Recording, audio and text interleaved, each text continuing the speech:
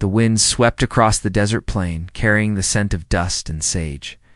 The sky burned orange and gold as the sun sank behind the canyon ridge, throwing long shadows across the ground.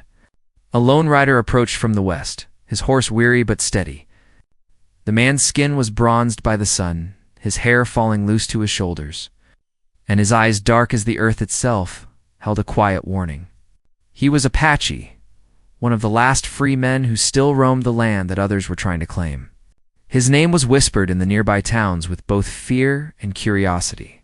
Though few had seen him and lived to tell how he looked, near the base of a weathered rock stood a woman. Her breath unsteady, her dress torn from the journey. She had wandered too far from the settlement, searching for something or perhaps running from someone. The wind caught her hair, whipping it across her face as she looked toward the approaching horseman. Panic flashed in her eyes, but so did something else, hope, maybe, though it was faint. Her hands trembled as she pressed them against the cold surface of the rock. The last bit of cover and a land to open to hide in. The rider dismounted, his boots silent on the dry soil. He studied her without a word, the muscles in his arms tense, as if he already knew what danger followed her. Behind them, from the canyon's far end, came the distant sound of hooves and voices, men shouting, searching. The woman turned toward the noise, then back to the stranger. "Please," she whispered, her voice breaking. "They're coming. You don't understand I'm pregnant? Let me go." For a moment, the Apache said nothing. His gaze flickered toward the horizon, then back to her face. He moved closer, calm but firm, and placed a hand on her shoulder. "If I let you go," he said quietly, his accent heavy with the rhythm of another tongue, "they will find you before the moon rises." She tried to pull away, but he pinned her against the rock, not in anger, not in violence, but to shield her from the line of sight. The pounding of hooves grew louder, echoing through the canyons like thunder. Dust rose in the distance, marking the path of men who would kill to find her. She could feel his heart beat through the space between them, fast, but steady. Every sound around them magnified. The horse's breath, the rustle of dry weeds, the beat of her pulse in her ears. He kept his body between her and the open land, his back turned toward the danger, his eyes scanning the horizon. He wasn't protecting her because he knew her. He was protecting her because something deep inside told him it was right. The posse appeared at the far edge of the valley. 5 riders silhouetted against the light. They slowed their horses, eyes sweeping the landscape. The woman held her breath. One of the riders pointed toward the rock. The Apache's grip tightened just slightly enough for her to feel his strength. She wanted to scream, but his voice, low and steady, stopped her. "Do not move," he whispered. "If they see us, we both die." The men drew closer. Dust filled the air, thick and choking. The Apache's horse shifted uneasily, sensing the tension. The woman pressed her face against the stone, tears forming, but never falling. The riders passed within yards, scanning, murmuring. Then, as quickly as they came, they turned back toward the ridge, muttering that the trail had gone cold. The sound of their horses faded into the distance. When silence returned, the woman pushed weakly at his chest. "You had no right," she said, trembling. "You don't know who they are." He released her slowly and stepped back. "I know what men like that do," he answered. "And I know you have something they want." She turned away, clutching her arms as if to hold herself together. "You shouldn't have helped me," she said. "They'll come again. They always do." The Apache looked toward the horizon, where the last light of day was fading. "Then you'll need to be gone before morning." He walked toward his horse, but paused when she spoke again. "Why?" she asked. "Why save me?" He looked at her for a long moment before answering. "Because once," he said, "someone saved me." The wind rose again, lifting the dust into the air. She followed him with her eyes as he adjusted the saddle and mounted the horse. She didn't know whether to trust him or fear him. Every story she'd ever heard about the Apache told her to stay away. But every instinct told her that if she didn't follow him, she'd never survive the night. He noticed her hesitation and nodded toward the horizon. "There's water a mile east," he said, "and an old cabin where you can hide until dawn." She didn't move.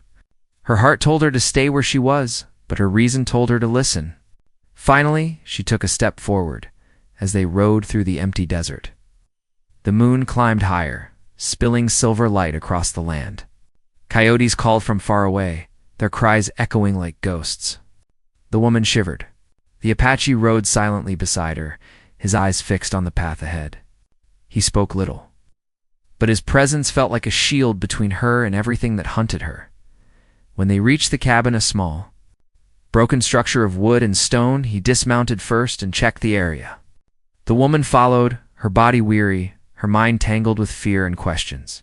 Inside, the air was cold and smelled of old ashes.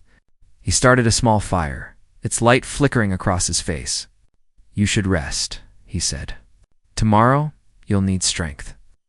She sat near the fire, her hands trembling as she reached toward the warmth. "They think I stole something," she whispered, "but it's not what they believe. It's not gold or land," her voice broke. "It's life, my child, and they want to take even that from me." The Apache's eyes softened, but his expression remained guarded. "Then you'll have to fight," he said, "and I will help you fight." For a moment, neither spoke. The fire crackled between them, throwing shadows across the walls. Outside, the wind howled through the cracks, carrying the sound of distant thunder. The woman looked up. "You don't even know my name," she said. He looked into the fire, his voice low.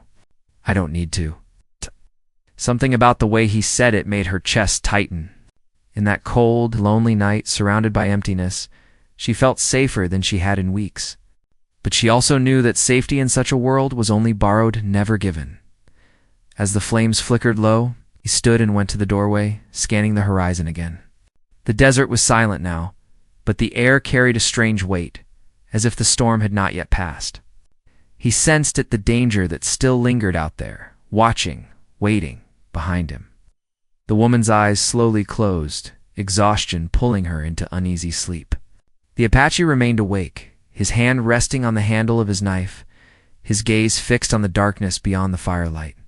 He had saved her once tonight, but in his heart he knew that whatever hunted her was not finished. The night deepened and the fire burned low. In the far distance, a lone coyote cried, its voice cutting through the silence. The Apache turned toward the sound, his jaw tightening. The danger was coming closer, and, by dawn, he would have to choose between his own freedom and the life of the woman he had vowed to protect. Morning crept slowly across the desert, washing the land in pale gold. The fire in the cabin had burned down to embers, its smoke curling faintly through the cracks in the walls. The woman stirred on the floor, her body aching from exhaustion and fear. For a moment, she forgot where she was. Then she saw him standing by the doorway, watching the horizon with that same unreadable stillness. His horse grazed quietly outside, tail flicking at the flies. She could tell he hadn't slept. The wind had changed overnight. It carried the scent of dust and iron, the kind that followed men on horseback. The Apache turned toward her when she moved, his eyes calm but alert. "They are not far," he said. "You can hear it if you listen." She sat up, clutching the blanket around her shoulders, and strained her ears. At first, there was nothing, only silence. Then faintly, somewhere far off, came the rhythmic echo of hooves against hard ground. Her heart sank. He began packing his saddlebag, moving with quiet precision. She watched him for a while before asking, "Where will we go?" He didn't answer right away. "North," he said finally. "Through the riverbed and the cliffs." "They won't follow there." She hesitated, her gaze dropping. "You're risking your life for someone you don't even know," she said softly. "You could leave me, and no one would blame you." He looked at her with that same steady calm. "If I leave you," he said, "you will die. I cannot let that happen." As they rode out, the land stretched before them, wide, endless, and unforgiving. The sun was already climbing high, and heat shimmered off the rocks like invisible fire. The woman held onto the saddle, trying not to look back, though she could feel the presence of the men behind them growing closer with each passing mile. She wanted to believe they could outrun the danger. But deep down, she knew the desert didn't let anyone escape easily. They rode for hours without speaking. the silence between them filled with the sound of hooves and wind. Occasionally, the Apache would glance toward the horizon, scanning for movement. Every ridge and canyon looked the same to her, but he seemed to read the land like a map. When the sun reached its peak, he stopped beside a cluster of rocks where a small trickle of water ran from the ground. "We rest here," he said. Only for a short time. She knelt beside the water to drink. He removed his bow from the horse and checked the string. His movements were deliberate, every motion practiced. She noticed a scar across his shoulder, long and faded, like an old wound that never fully healed. "You fought before," she said quietly. He nodded once. Many times.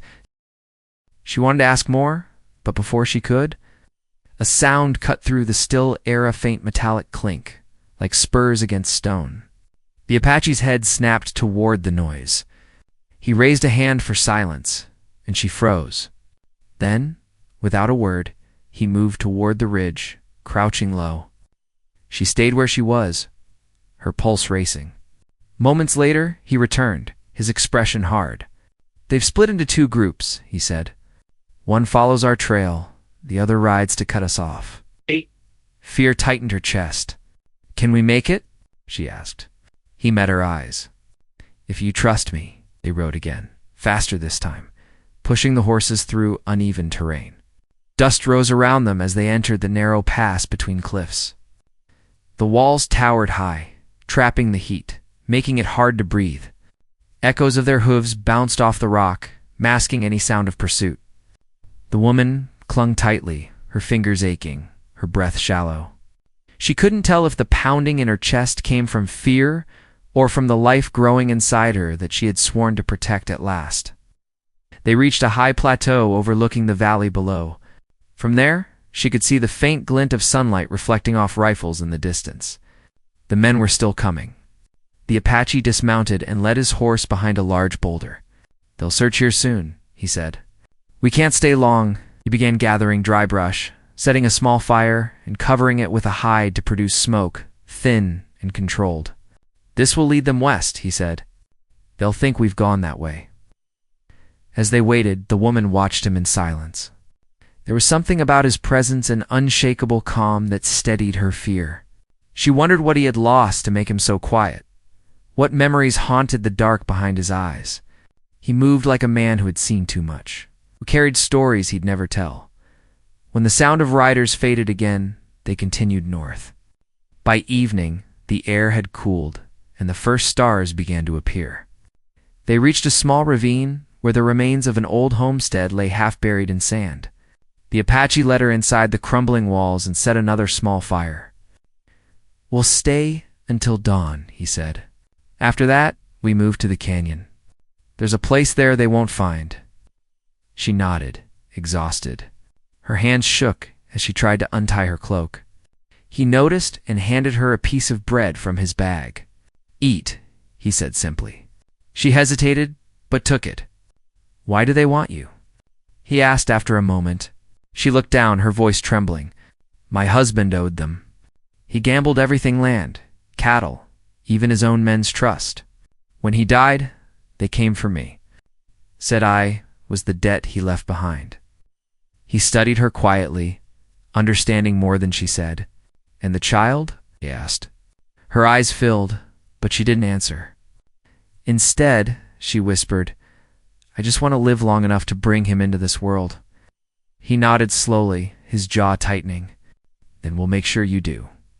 The night deepened, and a soft wind moved through the broken walls. She drifted into uneasy sleep, dreaming of faces she couldn't save, of hands reaching through smoke and fire. The Apache stayed awake again, keeping watch. He could see movement far below the tiny flickers of campfires. The men were still tracking them. He knew by morning they would be closer. When the first light of dawn broke, he woke her gently. "We move now," he said. She blinked sleep from her eyes and gathered her things. They set out through the canyon, following the dry riverbed. The walls rose high on either side, red and cracked, as if carved by time itself. The path was narrow, forcing them to ride single file. Halfway through, the Apache stopped and dismounted, studying the ground. "Tracks," he said. "Fresh ones." He crouched, tracing the marks with his fingers. "Someone came through here not long ago." She looked around, fear creeping back into her chest. "Do you think it's them?" He didn't answer. His eyes moved to the canyon rim above. Then, suddenly he reached for her arm. "Down," he said sharply. They dropped behind the rocks, just as a gunshot shattered the silence. The sound echoed off the canyon walls, followed by another. Dust sprayed near her feet, and she gasped. He pulled her close, shielding her with his body as bullets struck the stones around them. "Stay low," he said, his voice calm but fierce. He raised his bow and fired toward the ridge, his arrow vanishing into the light. A cry followed, a man's voice, and in silence, they crawled along the canyon wall, keeping low. The horses had bolted down the path, but there was no time to chase them. More gunfire cracked through the air, closer now. They ran until the path opened into a small cave hidden by brush. Inside, the air was cool and damp. The woman sank to her knees, trembling. He crouched near the entrance, listening. After several tense minutes, the noise outside faded. He turned toward her. "They know we're near," he said. "They won't stop." She nodded, her eyes wide. "What will we do?" He looked toward the light filtering through the rocks. "We keep moving. There's a river beyond this canyon. If we reach it by night, we can cross before they find the trail." She tried to stand but stumbled. He caught her arm, steadying her. For the first time, she saw something flicker behind his calm weariness that mirrored her own. "You don't have to do this," she said softly. "You could leave me," shook his head. "You don't understand," he said. "I've already done that once to someone who needed me. I won't do it again." She looked at him, unsure what he meant, but there was no time to ask.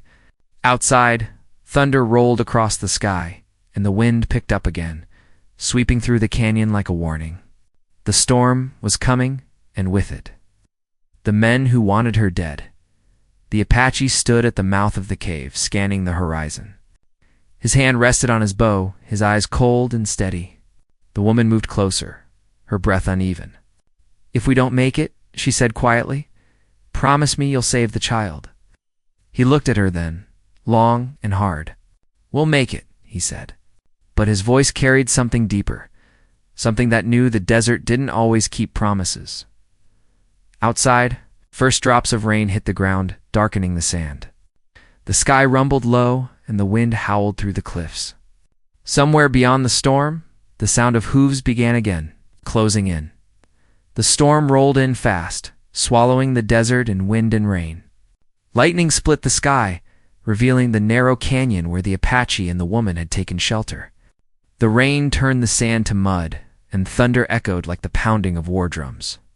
The woman shivered, pressing her back against the stone wall as water dripped from the cave's roof. Outside, the Apache stood watch, the storm lashing against his face, his eyes scanning the horizon for movement. He knew the rain would erase their tracks, but it would also make escape harder. The canyon would flood by dawn. She watched him from the shadows, her breath shallow. He seemed untouched by the storm, though his shirt was soaked through. Every movement he made was deliberate, like he had been through storms worse than this. She wanted to ask him about his past, about the people he had lost, but the words stayed trapped in her throat. All she could think about was survival. The wind howled louder, and through it came another sound, a faint rhythmic pounding. It wasn't thunder. It was hooves. The Apache turned sharply toward the sound, his jaw tightening. "They're coming," he said. His voice was calm, but she could hear the warning in it. He moved quickly, checking his bow and knife. "They'll reach the mouth of the canyon before the river rises." "We need to move now." She struggled to stand, her body weak from exhaustion. "I can't outrun them," she said. "Not like this." He stepped closer, his expression unreadable. "You can," he said firmly, "because you must." He led her out into the storm. The rain stung their faces as they climbed the narrow path along the canyon wall. The riverbed below was already filling with water, roaring and violent. Each step was slippery, the rocks slick with mud. The woman clung to the jagged wall, her breath coming in short bursts. Behind them, torches flickered faintly in the darkness. Men, on horseback. Moving closer, when lightning flashed again, she caught a glimpse of their pursuers. There were maybe a dozen faces hidden beneath wide-brimmed hats, rifles slung across their backs. The Apache pushed her forward, his hand steady on her arm. "Keep moving," he said. "Don't look back." The path narrowed until it was barely wide enough for one person. She slipped, her foot sliding on the wet stone, but he caught her just before she fell. His grip was strong, his eyes locked on hers. For a second, everything else disappeared. The rain, the thunder, the men hunting them. Only fear and trust filled the space between them. They reached a small ledge halfway up the canyon.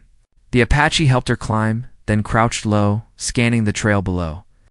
The riders had dismounted, moving cautiously through the rising water. He could see their leaders shouting orders, pointing toward the cliffs. They were coming straight for them. The woman clutched her stomach, breathing heavily. "We can't keep running," she whispered. "You'll die if you stay with me." The Apache shook his head. "Death is not what I fear," he said quietly. "Failure is," turned his eyes upward, toward the canyon rim where the land flattened into open plain. "If we reach the top," he said, "they'll have no cover to follow." He studied the rocks, then began to climb, finding footholds in the cracks. The woman followed, her hands trembling. The rain had eased, but the wind was fierce. Every gust threatened to throw them off balance. Halfway up, the Apache paused. He felt something of vibration through the stone. He looked down. The men below had started shooting. Bullets sparked against the rocks, one passing close enough to graze his arm. He gritted his teeth, ignoring the sting of blood. "Climb faster," he ordered. The woman tried, but her strength was fading. She slipped again, gasping, and for a moment her foot dangled over open air. The Apache reached down, grabbing her wrist. The strain pulled at his injured arm, but he didn't let go. With one last effort, he hauled her up beside him. She collapsed against the stone, shaking. "Why do you keep saving me?" she asked. He didn't look at her when he answered. "Because the world already took enough from me. I won't let it take you too." When they finally reached the top, dawn was breaking. The storm had passed, leaving the sky streaked with pink and gray. The open land stretched ahead, endless and quiet. For a brief moment, they both stood there, breathing hard, believing they had made it. But then the Apache turned and saw smoke rising in the distance, smoke from torches and campfires. The men were surrounding the canyon from both sides. "They've split again," he said grimly. "They'll close in before midday." The woman's voice trembled. "Then where do we go?" He looked toward the mountains in the far distance. "There's an old mission beyond those hills," he said. "If we can reach it, there may be people who'll help." He didn't add what they both knew. Distance was too far for her condition. Still, they rode on. The desert seemed endless, the sun merciless. The Apache led the way, always watching for movement behind them. By noon, they reached a stretch of dry grassland broken by scattered rocks. The woman's face was pale, her breathing uneven. "We need to stop," she said weakly. He helped her off the horse and guided her under a cluster of rocks that offered some shade. Her hands trembled as she reached for the water pouch. He handed it to her, then scanned the horizon again. He saw nothing but heat waves. Still, his instincts told him they weren't alone. A low whistle broke the silence, a signal. He turned sharply, bow ready. Then came the shout, and within seconds, 3 riders appeared over the ridge. He pushed the woman down behind the rocks and fired an arrow, striking the lead rider's shoulder. The man fell, screaming. The others ducked for cover, returning fire. The Apache moved like lightning, taking another arrow and loosing it before they could reload. One horse bolted, another man fell. The last rider dismounted and charged forward, rifle raised. The Apache dropped his bow and met him head-on. The 2 men collided, rolling through the dust. The rifle went off, the shot echoing across the plain. The woman covered her mouth to keep from crying out. She watched in terror as the Apache fought, every movement raw and desperate. He struck the man across the jaw, then grabbed his knife. The struggle ended as suddenly as it began. The rider collapsed, the dust settling around him, The Apache stood, breathing hard. Blood stained his side, but he didn't stop. He searched the fallen men, taking ammunition and a rifle. "We have to go," he said, voice tight. "Others will hear the shots." She looked at him, eyes wide with fear and something else, guilt. "You can leave me," she said again. "They want me, not you." He turned toward her, his face unreadable. "They want power," he said. "And power never stops with one life." They rode again, silent except for the sound of hooves and wind. The land grew rougher, hills rising on either side. The Apache's wound bled through his shirt, but he didn't mention it. Each time she looked at him, she saw the pain in his eyes, the determination that wouldn't let him stop as night approached. They finally saw the faint outline of the old mission against the horizon. Its roof was half collapsed, its bell tower leaning, but to her it looked like salvation. "We're almost there," she whispered. But as they drew closer, the Apache slowed. Smoke rose from behind the mission walls. He dismounted, pulling his knife. "Someone's there," he said quietly. She felt her heart sink. "Is it them?" He didn't answer. He crouched low, moving ahead to scout. The woman waited, clutching the horse's reins, the wind cold against her skin. Every second stretched into an eternity. When he finally returned, his expression was grim. "They found it before us," he said. "We can't go inside." Tears welled in her eyes. "Then where?" He looked out toward the hills beyond, the last light fading behind them. "There's one more place," he said softly. "But we'll have to fight our way through to reach it." The sound of distant voices drifted through the air of laughter, the crackle of fire. The Apache loaded the rifle, his movements slow but steady. The woman gripped his arm. "You can't take them all," she said. He looked at her then, his voice quiet but sure. "I don't need to take them all. I just need to buy us enough time." The wind rose again, carrying the smell of smoke and gunpowder. The desert had fallen silent, but beneath that silence, something dark and inevitable was building. The night ahead would decide everything: who lived, who fell, and what kind of world would remain when the storm was over. The night settled heavy over the desert, broken only by the faint flicker of firelight from the mission ruins ahead. Smoke curled into the air, carrying the smell of burned wood and something worse, men. The Apache crouched low behind a fallen wall, studying the scene with quiet focus. Around the campfire, 4 riders laughed and passed a bottle between them. Their horses tied to the posts where crosses once stood. Their rifles rested against the stones. But the way they moved showed they were alert, even while pretending to relax. The woman stayed hidden behind the ridge. She could see the fire through the cracks in the wall and the shadows of the men moving around it. Her heart pounded as she whispered, "How many?" The Apache didn't turn when he answered, "Enough to die slow, if we're seen."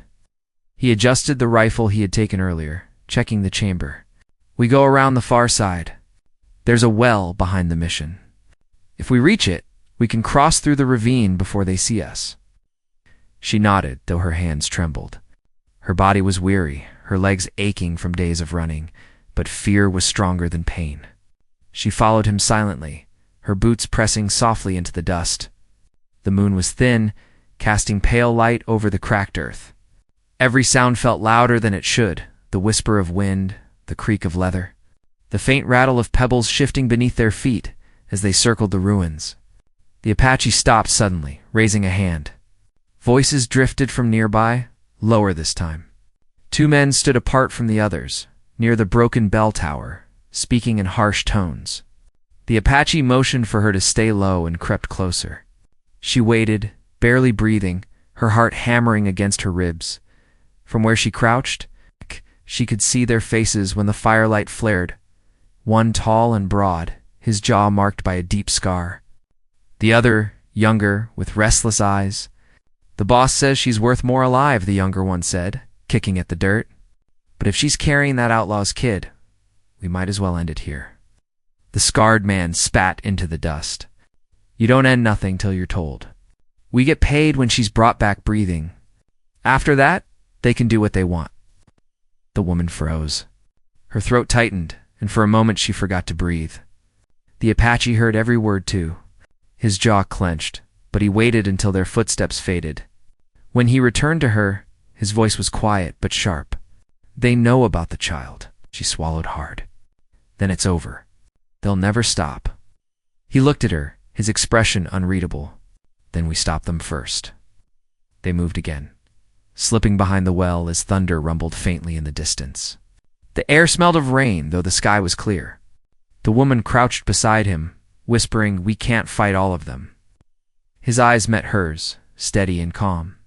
"We don't have to. Just the ones in our way." He scanned the ground and pointed to a narrow trail leading east, hidden by the well's stone rim. "That path will take us down to the riverbed. If we move before dawn, we can lose them in the fog." But before they could move, a sound shattered. The quiet a horse whinnied loudly, followed by the metallic clatter of a dropped canteen.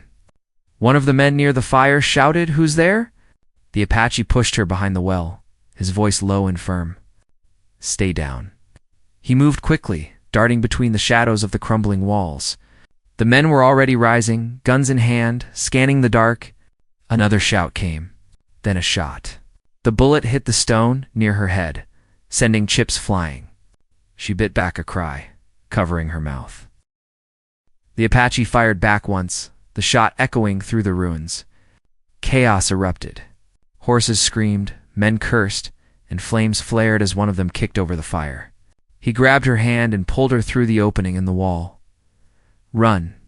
They sprinted into the open plain, the night wind sharp against their faces. Behind them, more shots rang out. The woman stumbled but didn't fall, the Apache's grip keeping her upright. The ground was uneven, scattered with rocks and thorns.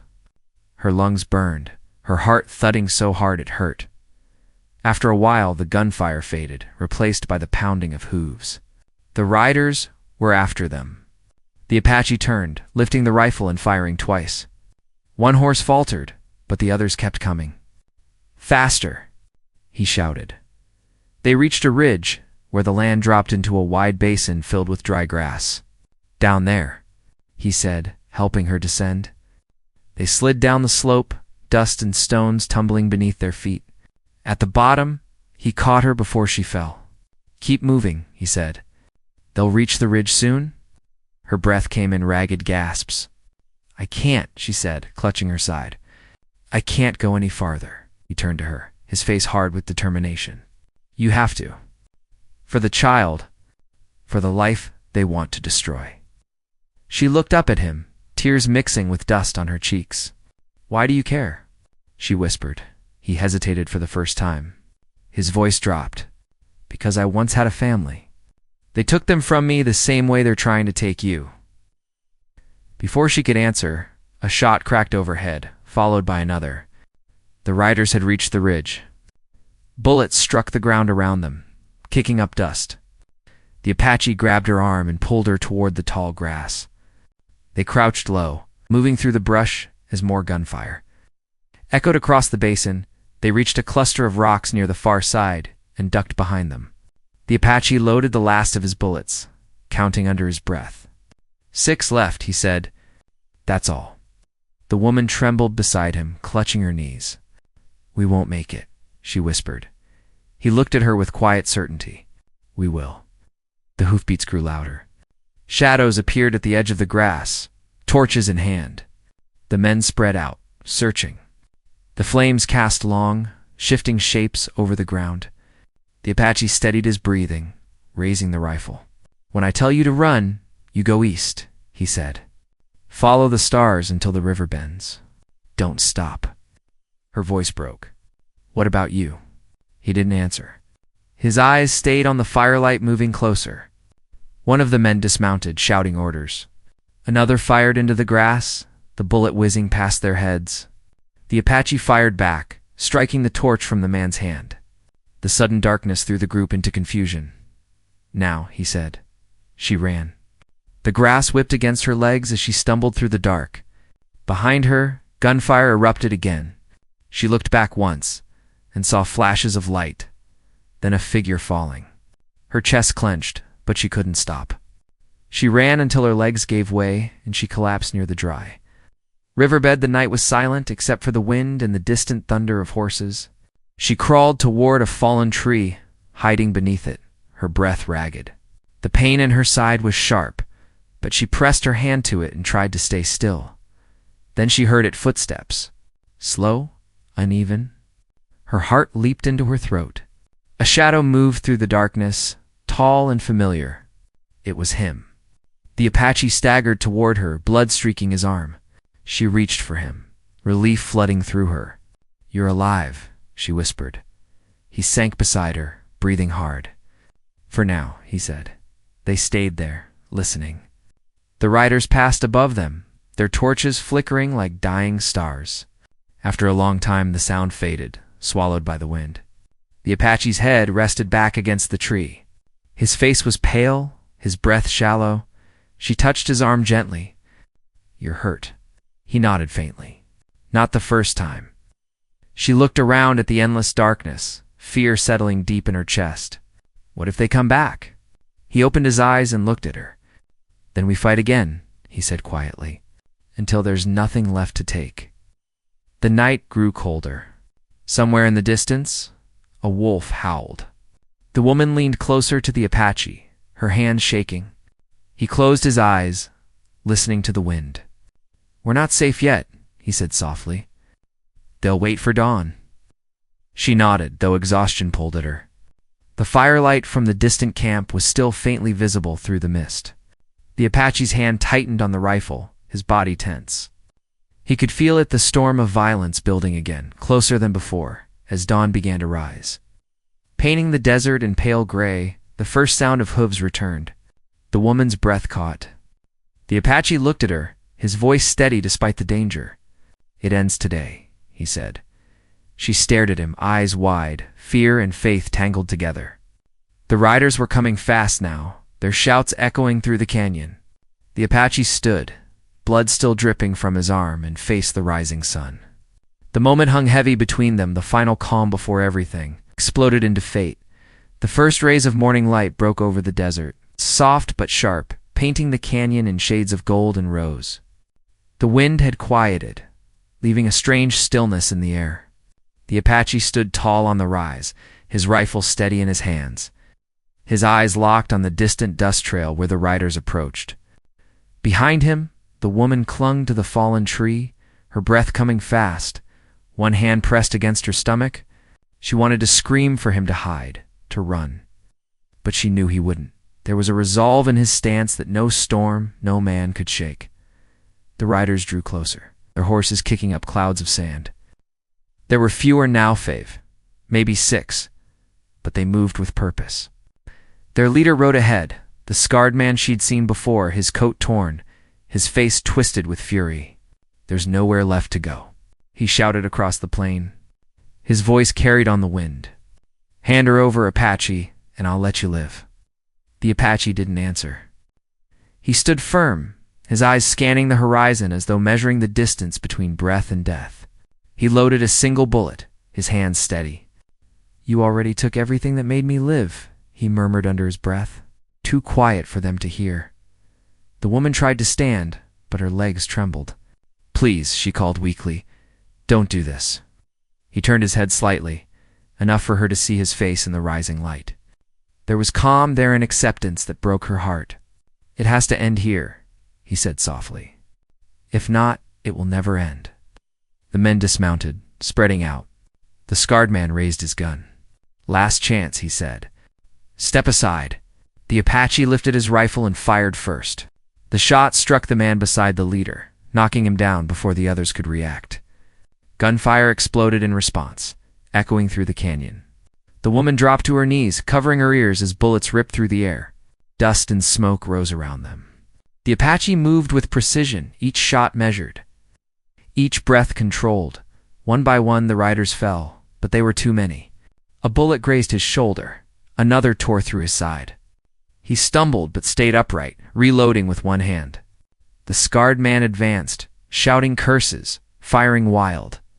The Apache's final bullet hit his gun, shattering it into pieces. The man lunged forward, tackling him to the ground. They rolled through the dust, fists and fury colliding. The woman screamed his name, crawling forward, her hands scraping against the rough earth. The fight was brutal, silent except for the grunts and gasps of effort. The Apache struck the man's jaw, then caught his arm before he could reach for his knife. The struggle lasted only seconds, but felt like an eternity. Then it was over. The Apache pushed himself up slowly, breathing hard. The scarred man lay still in the dust, his face turned toward the sun. The silence that followed was deafening. Smoke drifted through the morning air. Mixing with the faint smell of gunpowder and rain, the woman stumbled toward him, tears streaming down her face. "You're hurt," she whispered. "You're bleeding." He looked at her with tired eyes. "It's nothing," he said, though the blood soaked through his shirt. His voice softened. "It's finished." She shook her head, falling to her knees beside him. "No, it's not. You have to come with me. You have to live." He smiled faintly, the kind of smile that comes from peace rather than joy. "I've lived more in these few days than in all my years before." He looked past her, toward the open horizon. "You'll be safe now. The child will be safe." She gripped his hand tightly. "Don't talk like that. You can't leave me now." He reached up, brushing her hair back with trembling fingers. "You're stronger than you think," he said. "The world will keep trying to take what's good. Don't let it." She pressed her forehead to his chest, her tears soaking into the fabric. "You saved me," she whispered. "You saved both of us." The Apache's eyes drifted to the sky. The wind stirred again, gentle this time, carrying the scent of sage and morning rain. His hand fell still in hers. The desert held its breath. Time passed quietly after that. The woman sat beside him for a long while, the sun climbing higher, warming the land. The horses wandered near, their reins dragging through the dust. When at last she stood, she felt a strength inside her she didn't know she had. She buried him near the riverbed beneath the shade of a mesquite tree, using stones to mark the spot. The wind rustled through the branches, whispering softly, almost like a farewell. Days turned into weeks. She found her way north, following the river until she reached the old mission again. It was empty now, silent except for the sound of water dripping from the roof. She stayed there, tending to the land, rebuilding what she could. Sometimes at night, when the fire crackled low, she would hear the wind move through the canyon and swear she could still feel him watching quiet, steady, unbroken. When the child came, the sky was clear and full of stars. She named him after the man who saved them, not in the way of words, but in the spirit she taught him to carry. He grew strong and kind, with the same calm strength in his eyes. The people in the nearby towns spoke of the woman who lived alone by the mission, the one who once ran from death and built a new life from its ashes. They said she was guarded by something unseen, something that kept danger from her door. Years later, when the boy asked her about his father, she told him the story not of fear or loss, but of courage. She told him how a man with no reason left to fight found one again in the hope of saving someone else.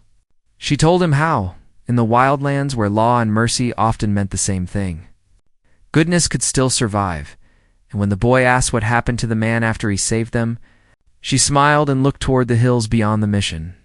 "He became part of this land," she said.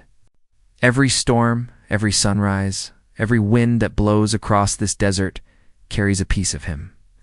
At night, when the firelight flickered against the walls, she would sit by the window, holding her child close, watching the stars. Somewhere in the distance, coyotes called across the plain, and the wind whispered through the stones. She didn't feel fear anymore. The land that once chased her now felt like home. The years passed, and the scars of the old world faded.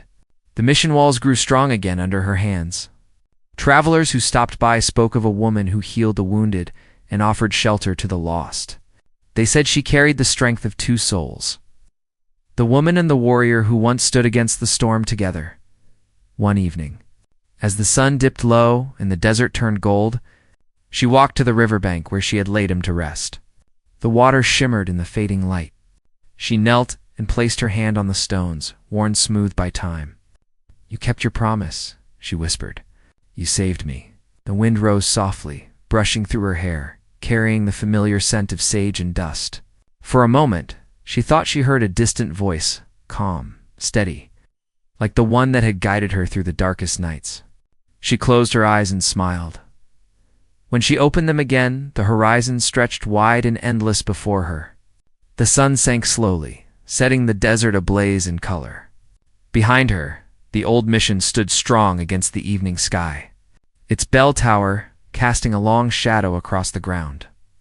The woman turned toward home, her child waiting by the doorway, his eyes bright, his face touched by the last light of day. She took his hand, and together they walked inside as the night settled over the desert once more. The wind whispered through the canyons as it always did, carrying with it the echoes of a story that would outlast time, a story of love born in danger, of sacrifice and strength, of a man who gave his life so that another could begin anew. And somewhere out there, in the vast silence of the land he once called home, the spirit of the Apache still rode with the wind, forever watching over the woman and the child he had sworn to protect.